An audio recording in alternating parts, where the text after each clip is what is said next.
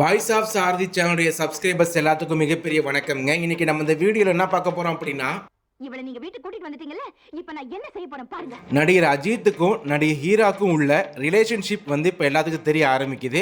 அது மட்டும் இல்லாமல் ஹீரா வந்து ஒரு நோட் ஒன்று போட்டிருக்காங்க, இந்த மாதிரி அஜித் சார் சில விஷயம் இந்த மாதிரி பண்ணியிருக்காங்க அப்படின்ட்டு. நம்ம அதுக்குள்ள டீப்பாக இறங்க வேணாங்க. ஆக்சுவலாக ஹீரா யார், அஜித்குமார் யார், ரெண்டு பேர்த்துக்கு என்ன விதமான ரிலேஷன்ஷிப் இருந்திருக்கு அப்படின்னா ஒன்றும் இல்லை.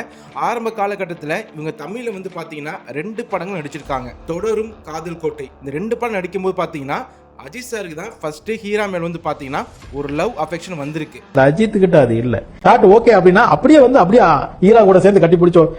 ஏன்னா அந்த சமயத்துல ஹீரா வந்து சரத்குமார் சாரை லவ் பண்ணி லிவிங் டுகெதர்ல இருந்தாங்க. ஏன்னா அப்போதைக்கு சரத்குமார் சாருக்கு கல்யாணம் ஆயிடுச்சு. பட் இருந்தாலும் அஜித் வந்து தன்னோட லவ் ப்ரொபோஸ் பண்ணதுக்கு அப்புறம் 2 பேர்த்துக்கும் ஒரு லவ் ஒன்று ஸ்டார்ட் ஆகுதுங்க. ஆனா அந்த லவ் வந்து மேரேஜ்ல முடியலங்க. இப்ப திடீர்னு ஹீரா வந்து அஜித் மேல சில குற்றச்சாட்டு வச்சிருக்காங்க. அஜித் வந்து சொல்லியிருக்காங்க பல வருஷம் முன்னாடி ஹீராட்ட, எனக்கு வரப்போற ஒய்ஃப் வந்து எனக்கு கீழே வேலைக்காரே தான் இருக்க போறா அப்படின்னு சில 10-15 பாயிண்ட் சொல்லியிருக்காங்க. இப்போ இதெல்லாம் கேட்டுட்டு அஜித் ஃபேன்ஸ் வந்து ரொம்ப கோவப்பட்டு கொந்தளிக்கிறாங்க. எங்க அஜித்தை பத்தி உங்களுக்கு தெரியுமா, தலை பத்தி தெரியுமா, அவர் ஒரு ஜென்டில் மேன் அப்படின்ட்டு நிறைய விஷயங்கள் சொல்றாங்க. இப்போ என்னன்னா இது பொய் தான், இது உண்மை கிடையாதுன்னு அஜித் ஃபேன்ஸ் வந்து அஜித்துக்கு சப்போர்ட் பண்ணுறாங்க. ஆனால் இதுவே விஜய்க்கும் தனுஷ்க்கும் இந்த மாதிரி ஏதாவது நியூஸ் வெளியே வந்தாவே அஜித் ஃபேன்ஸ் வந்து என்னென்னலாம் பண்ணியிருக்காங்க, என்னென்னலாம் போட்டு அப்படியே ஸ்ப்ரெட் பண்ணியிருக்காங்க, அவங்கள டேமேஜ் பண்ணி கொச்சப்படுத்தி நெகட்டிவ் வந்து ரொம்ப ஸ்ப்ரெட் பண்ணுவாங்க.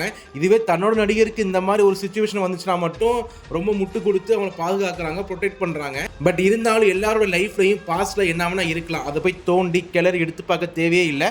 உங்களுடைய நடிகர் படம் வந்துச்சுன்னா என்ஜாய் பண்ணுங்க, சப்போர்ட் பண்ணுங்க, ஓகேங்களா? மற்ற நடிகருடைய பர்சனல் லைஃப் வரும்போது தோண்டி பொழக்குறீங்களே, அதே மாதிரி உங்கள் நடிகருக்கு வந்தால் மட்டும் வலிக்குதுல, இதே மாதிரி தான் எல்லாத்துக்கும் இருக்கும். ஸோ எல்லாருமே அவங்க வேலையை பார்த்தா மட்டும் போதுங்க.